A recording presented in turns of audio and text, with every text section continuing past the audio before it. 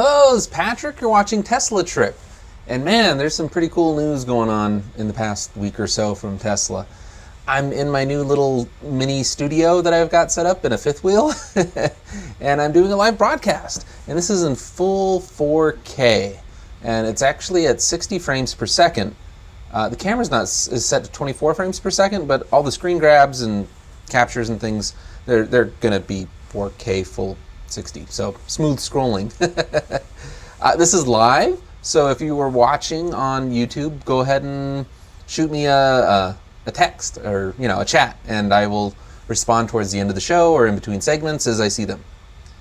Hey, what's up?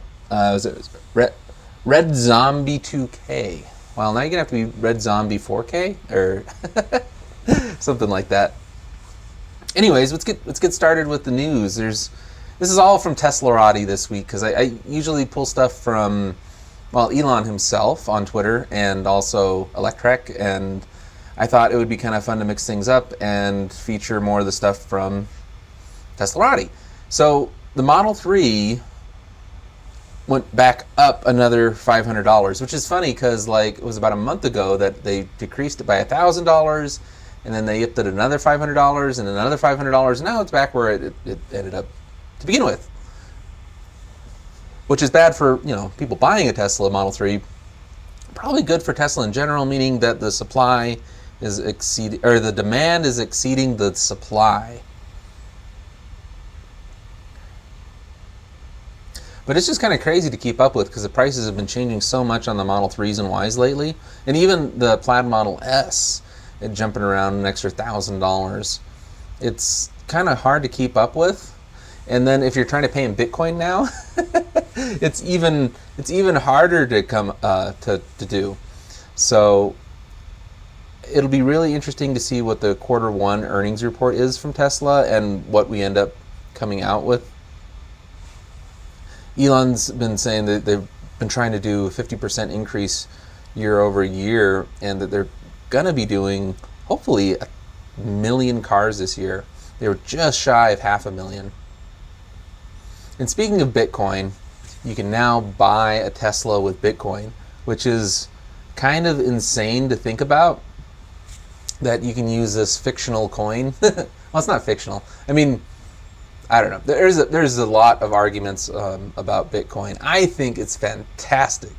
They're saying Bitcoin fluctuates too much. It's not stable. The US dollar is not very stable either, and it cuts out a lot of middlemen. So yes, it does use a lot of processing power. It's an older crypto, so maybe Bitcoin's not the way to go. Maybe Dogecoin is a little bit better, or Ethereum, or there's actually a lot of different cryptos, and they've been getting better all the time, and eventually something's gonna really catch on, I think, and kind of replace currency as we know it, because then you don't really need the banks as much. You're just going to have these mining farms that distribute the ledger.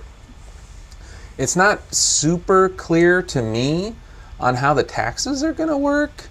It sounds like anytime that the Bitcoin is converted to and from fiat currency like the US dollar, it's subject to capital gains tax. And because the price is fluctuating all the time, the prices for Teslas are going to be based on the local currency, such as the US dollar. And there's just going to be a buying window. So, you got to hurry up and, transfer the Bitcoin to get it at the price that it's being quoted on the website.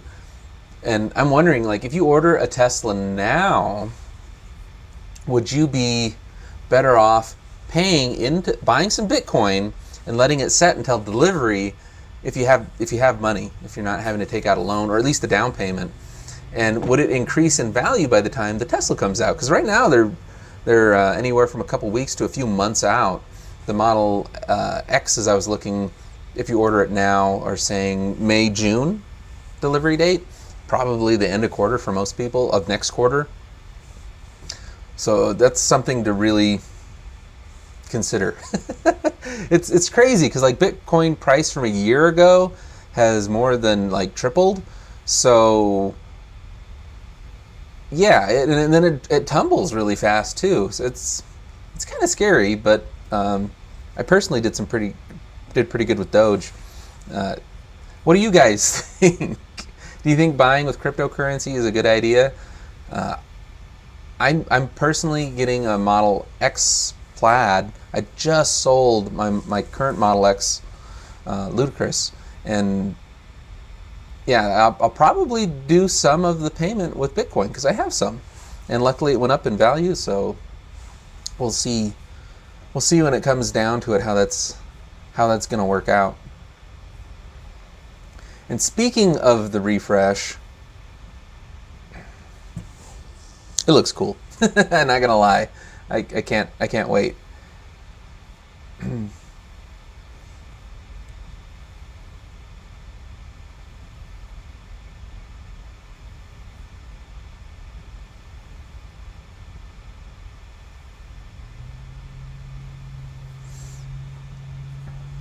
So there's a display-based gear selector, and it's being teased in this new video that's online.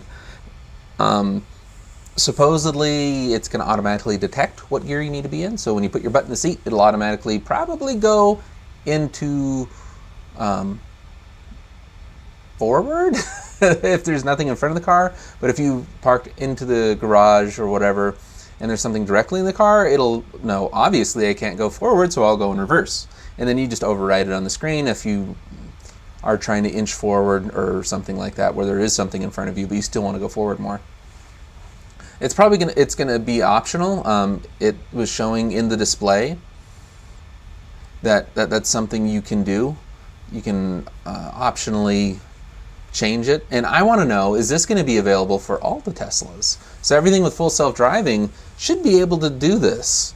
And it wouldn't surprise me, because with the Model S and X, their turn signals weren't really designed like the Model 3, where they're kind of soft. When you hit the turn signal, it doesn't really stick in the down or up position. So basically, if you lightly tap it on the S and X, it does the same thing where it stays on and turns itself off. But if you do the hard press where it moves positions, it won't automatically turn itself off. And I think it would be the same thing with the gear selection, because it doesn't physically move either. It's just kind of like tapping up and down.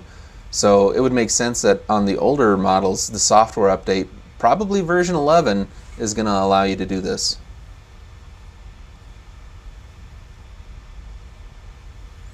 Again, what do you guys think? Do you think the gear shift stock disappearing is a good thing or a bad thing? And are you excited? Would you like to have it automatically done for you? Would you like to have it on the older Teslas that do have stocks as an option? I think it would be cool. Also on the refreshed Model S, Elon's bringing back the 7-seat. So the rear children seats are coming back.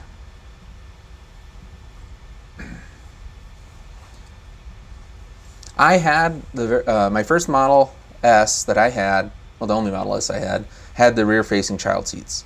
And they were really cool for when my kid was really little and the nephews were little. Great for short distances, not great for long trips. There was no ventilation back there, you could roast. We did cram some adults back there for some short trips, which was probably a really bad idea. But it's neat because you don't need a car seat. So you can just toss them back there. They think it's the best thing in the world, and it's a lot of fun. People can argue on how safe it is, but the way that the Model S was set up is that the rear-facing child seats have additional reinforcements in the back. So there's like another steel bar in the bumper, so it's not a crumple zone anymore. Because that could be really bad if it was a crumple zone, and you had your kids riding in the back. But I think Elon simply just wants to have like the world's fastest car, and the fastest one at the was it Nürburgring track, be a 7-seat family sedan. I think he finds humor in the silliest things, and he thinks it would be hilarious if this family sedan 7-seater with child seats in it can beat the quickest little 2-door coupe or whatever. So I think that's the sole reason he's bringing it back. That, and he's got another little kiddo. He's got his kid with the crazy name in it. All right, let's wrap this thing. We got to keep on moving here because I'm running out of battery. I'm running off of a battery on my laptop. If I cut out, that's why. The Model S refresh, there's been some screenshots of the version 11 UI. So this is there's a drag strip mode, which is probably replacing the cheetah stance mode. Pretty much the same thing, I bet. The smart shift that we were just talking about. The layout is pretty significantly different. I'm not sure how I feel about it. Personally, I don't know. It's weird because it's like the Model 3, but all the menu stuff is on the left. But I like how it's really nice and big and easy to press. So that's very welcome, in my opinion. It's interesting, though, that it's still not super clear if we're going to get the yoke or if we're going to have a regular steering wheel, or what states that's going to be that you have to have the regular steering wheel. It says yoke on when you order it, so hopefully. Other things that you normally expect on a car that might not be there, the Cybertruck. Getting rid of the door handles. They had handles like the Model S that popped out. Now Elon's tweeting out that they are not going to have them. There'll be no handles. It'll probably work like the Model X. You just go up to it and it'll open. If you authenticate with your RFID card or maybe your face in the door pillar, which Elon has mentioned in a previous tweet, it'll just pop open. I want to know how's it going to work if the battery's dead or whatever we need to get in. I imagine the RFID will trigger something? I don't know. That's a good question. There'll probably be like a little hidden latch underneath somewhere that you can pull. The Model X, I mean, you can still physically push the button. So, I don't know. It'll be interesting. There's some links in the show notes here if you want to check out, like Elon Musk talking about his emerald mine and that he really didn't have, or his parents didn't really have. He didn't grow up rich. He's kind of a self-made man. People have been talking about this forever, which is just totally not true.